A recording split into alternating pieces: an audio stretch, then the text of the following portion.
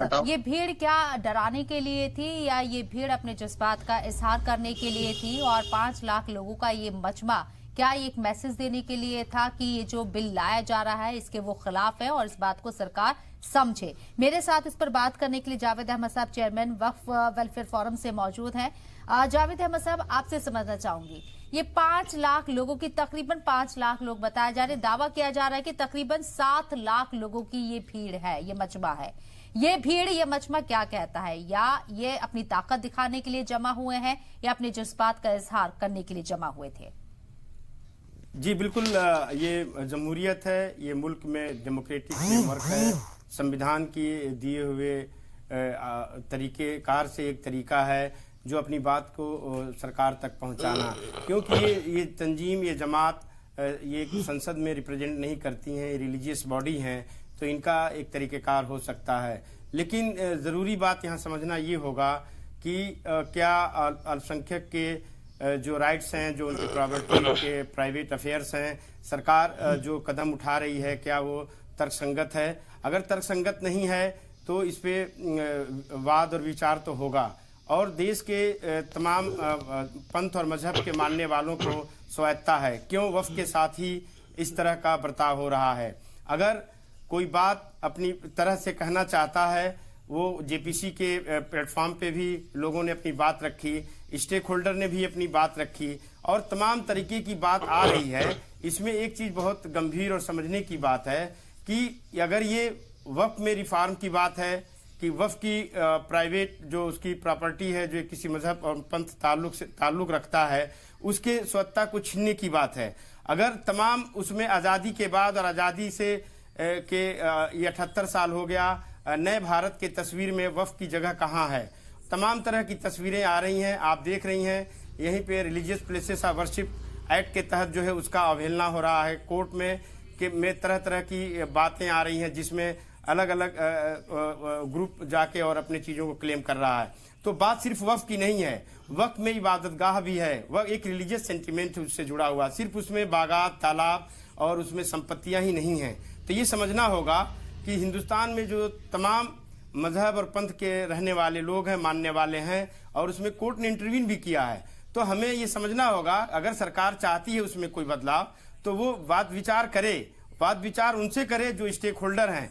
रही बात कि अगर कोई तंजीम अपनी ताकत को दिखाना चाहती है तो उसी तरह संसद जो सनातन धर्म के लिए लोगों ने भी आह्वान किया है, दिल्ली में इकट्ठा हुए और वो फिर तरह तरह की पदयात्राएं निकाले, वो महाकुंभ में भी वो अपने जोर आजमाइश करना चाहते हैं। गलत को गलत तरीके से सही नहीं किया जा सकता, गलत को सही आर्गुमेंट से सही किया जा सकता है। तो जो विवाद है, जो बात है, सरकार को गंभीरता से इस पे विचार करना चाहिए कि क्या जो स्टेक होल्डर की बात आ रही है उसमें कोई बात लॉजिकल है, तर्कसंगत है, संवैधानिक है, उसकी मजहबी चीज़ों के साथ छेड़छाड़ तो नहीं होगा।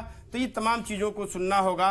और एक बात और है कि अभी जो तमिलनाडु या ऐसे प्रदेश जिन्होंने अपनी जो है एक तरह से उन्होंने अपना मत को जाहिर किया है कि हमने वक्फ के बिल के विरोध में है, लेकिन बिहार जहां पे मौलाना ने अभी प्रोग्राम किया था, उस सरकार ने भी अपने मत को अभी तक नहीं केंद्र को बताया, और न आंध्र प्रदेश ने भी नहीं बताया। आंध्र प्रदेश के अंदर अभी हमने देखा, कुछ रोज पहले की खबर थी कि यहाँ वक्फ बोर्ड को भंग कर दिया गया, करप्शन के इल्जाम लगाए गए टीडीपी सरकार के जरिए। जी, अगर आप देखें तो ये बहुत बड़ा मूव है।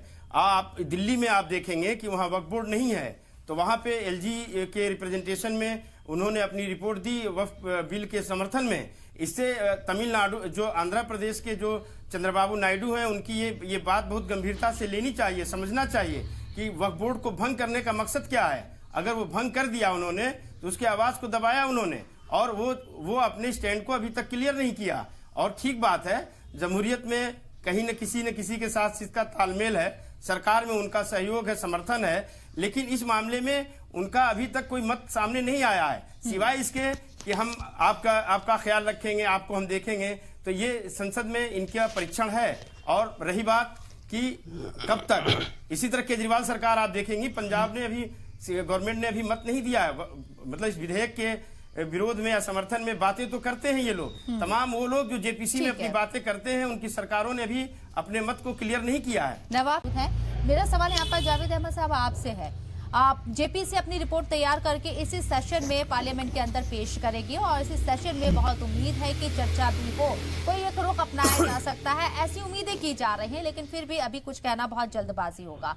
आपको लगता है जो जेपीसी ने रिपोर्ट तैयार की है वक्फ अमेंडमेंट बिल के खिलाफ, क्या वाकई में जो लोग सेकुलर जमातें खुद को कहती हैं उनका रुख क्लियर हो पाया है अब तक टीडीपी और नीतीश कुमार को अगर हम छोड़ दे तो?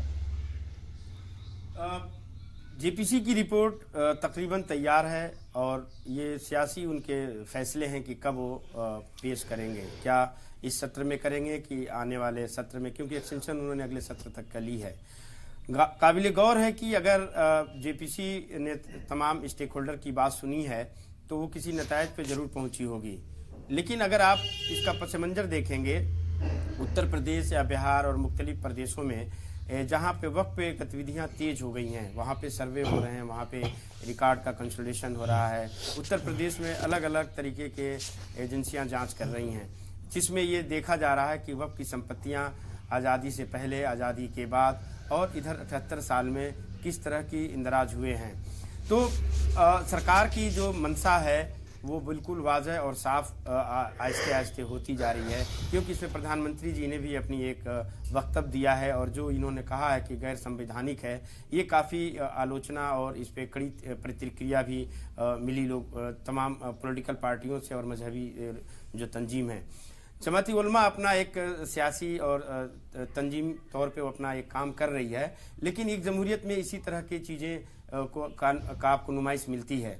कहीं से आप अलग मतलब नहीं निकाल सकते हैं, लेकिन जो नॉन सेकुलर पार्टियां हैं या सेकुलर पार्टियां हैं, इनके भी मत जो हैं विरोध और सपोर्ट की बात है। किसी को इस पे क्लियरिटी नहीं है। अभी तक ये बात वाज़ह नहीं हुई कि क्या जितने धर्म के जो धर्मार्थ हैं उन पे भी इस तरह के चाबुक चलेंगे, क्या इस तरह की उसमें भी अमेंडमेंट आएंगे। ये धीरे धीरे सुगबुगाहट है। जैसे हमारे बौद्ध मठ हैं या हमारे क्रिश्चियन हैं या डिफरेंट जैन के हैं, क्या इन पे भी इस तरह की रिफॉर्म की प्रक्रिया को लागू किया जाएगा? तो इसमें इसके पीछे अगर आप देखेंगे तो सरकार वक्फ की संपत्ति पे गंभीर है और उसके तमाम मैनेजमेंट पे वो एक चेंज चाहती है। तो चेंज में करप्शन जो है उसके पीछे बहुत बड़ा वजह है और सरकार पिछले 10 साल में कोई भी एग्जाम्पल सेट नहीं कर पाई पूरे अपने 10 साल के टेन्यूर में कि वक्फ के संपत्तियों पे या वक्फ के मामलात में वो गंभीर है। अगर वो गंभीर होती या गंभीर है तो उसके बेसिक बुनियादों पर, जैसे कि उसका मैनेजमेंट, उसका सुदृढ़ एडमिनिस्ट्रेटिव और ट्रांसपेरेंट मैकेनिज्म पे काम होता। आप देखेंगे पूरे राउंड द कॉर्नर कंट्री में 30 वक्फ बोर्ड हैं, किसी के मामला साफ और शफाफ नहीं है, न उसमें कोई वेलफेयर के मामले को सही संजाम दिया जाता है। और ये भी गवर्नमेंट में है, स्टेट गवर्नमेंट के अंडर में आते हैं और जो भी प्रपोजल है वो स्टेट गवर्नमेंट के लिए है, यानी डीएम को दिया जाएगा और ट्रिब्यूनल को भी कमजोर किया जाएगा। क्या इससे करने से क्या तस्वीर और ब्लड नहीं होगी, क्या साफ नहीं होगी? तो मुद्दा ये है कि वक्फ के बारे में कितना गंभीर हैं और वक्फ का यूजर डेफिनेटली मुसलमान है तो उसके मसाइल पर कितने गंभीर हैं। ये एक ऐसा मामला है कि और मामलों से भी ज़्यादा संजीदा है। ये मजहबी तौर पे भी ये संजीदा बनाता है। तो मैं तो समझता हूँ, मेरा मत है, जो फोरम पिछले कई सालों से वक्फ की संपत्तियों की बेदारी पे काम करती है। अभी हाल ही में उत्तर प्रदेश में 26वां प्रदेश है, 29 साल में पहली बार जाके इन्होंने नियमावली बनाया है। मैं आपके दर्शकों को आपके माध्यम से बताना चाहता हूं कि जब भी कोई अमेंडमेंट एक्ट आता है या कोई कानून नाफिज होता है तो उसमें उसके रूल्स बनाए जाते हैं। उस डिपार्टमेंट, उस स्टेट को रूल बनाना होता है। तो क्या कई प्रदेशों में अभी तक रूल्स नहीं बने थे, अब जाके 26 स्टेटों ने बनाया 29 साल में। तो आप बड़े प्रदेश जैसे उत्तर प्रदेश या और प्रदेशों में जहां पे रूल्स नहीं बना होगा और काम किस तरह का हुआ होगा अंदाजा लगाया जा सकता है। तो इसका मतलब वक्त पे कभी भी किसी तरह का सीरियस एडमिनिस्ट्रेशन, सीरियस मसले को नहीं देखा गया। हिंदी बेल्ट की अगर बात करें तो वक्फ का जो मसला है हिंदी बेल्ट से बहुत ज्यादा जुड़ा हुआ है और काफी प्रॉपर्टी हिंदी बेल्ट में नजर आती है। बिहार चर्चा को आगे बढ़ाने तमाम लोग हमारे साथ बने हुए। ब्रेक पे जाने से पहले जो मेरा सवाल तो उसी का जवाब लेना चाहूंगी जावेद अहमद साहब आपसे। समझने की कोशिश करूंगी, एक तरफ वक्फ बोर्ड के पास असीमित ताकत है, दूसरी तरफ वक्फ बोर्ड हमें लाचार नजर आता है, कैसे हम देखें इसे?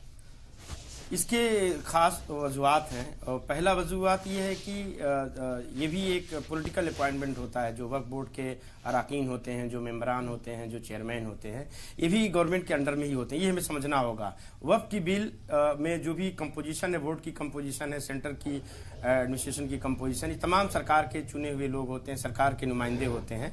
उसमें कुछ मुतवल्ली के भी होते हैं। मैं कुछ खाका पेश करना चाहूँगा। हमारे बीजेपी के पैनल में जो शर्मा जी बता रहे थे, आज़ादी से पहले 1947 से पहले जो वक्फ संपत्तियां थीं, मैं एक उत्तर प्रदेश में केस है, फुलेरिया गांव है पीलीभीत में, 423 एकड़ जमीन 1890 में वक्फ की जाती है। आज़ादी के बाद 1951 में 1359 फसली में वो खुदकाश और वक्फ डीड के जरिए दर्ज थी। लैंड एवोल्यूशन एक्ट के जमींदारी उन्मूलन के तहत में जबरन उसको कब्जा कर लिया जाता है और पाकिस्तान से आए हुए गैर मुस्लिम भाइयों को उन पर पट्टा कर दिया जाता है। ये प्रकरण 2011 में फिर से उस दंपत्ति ने, जिस परिवार का वक्फ था, उसने फिर जिला मजिस्ट्रेट के यहाँ उसको वक्फ में दर्ज कराया। 2018 में फिर उसको अपने प्रभाव, अपने शक्तियों से उन लोगों ने उसको खारिज करा दिया। अक्टूबर 2023 में इसको हाई कोर्ट के लखनऊ बेंच में, इलाहाबाद हाई कोर्ट के लखनऊ बेंच में इसको रिट दाखिल की गई, जिसमें ये पाया गया कि वो जो संपत्ति 1890 में वक्फ की गई थी, 1952 में वक्फ कैसे नहीं रही।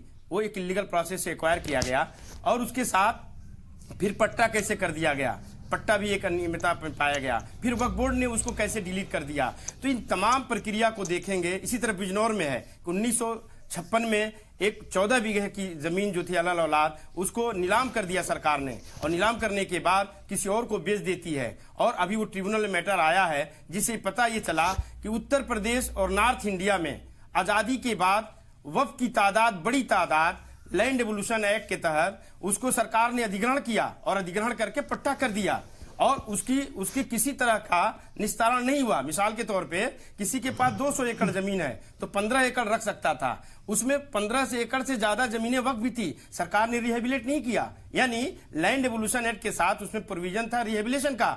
तो तमाम अनियमितताओं के लिए सरकार को 78 साल वक्त मिला। 54 में कानून बना, 95 में एक्ट आया, 2013 में आया। 2024 का क्यों सबसे भिन्न है? क्यों कि उसने अपने कमियों को ये नहीं देखा कि अगर हम उसके एडमिनिस्ट्रेशन को चुस्त दुरुस्त करें। यहां बात किसी की पॉलिटिकल नहीं है। आपने एक सेगमेंट को पूरी तरह से इग्नोर किया, जिसमें मुस्लिम तंजीमों का भी रोल, भूमिका संदिग्ध है, वक्फ बोर्ड का भी संदिग्ध है, और सरकारों ने खूब उसको लूटा और खूब अपने चहेतों को उन्हें नवाजा।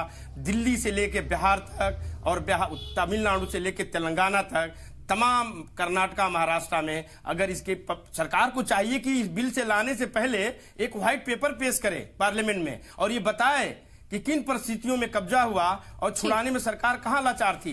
दिल्ली में, नोएडा में तमाम ऐसी चीजें, ये चूंकि पब्लिक डोमेन में है और जो चीज पब्लिक डोमेन में है, सरकार का पूरा अख्तियार है उन चीजों को देखना, मैनेज करना। हाँ, मैं ये जरूर कहूंगा कि चूंकि वक्फ एक मजहबी और शरई है और कानून से संबंधित है, इसलिए चर्चा हो रही है और इसकी चर्चा होना जरूरी है। और सरकार की ये पहल का मैं तायद करता हूं कि सरकार कम से कम डोमेन में तो लाई, इस पे बात विचार तो हो रहा है।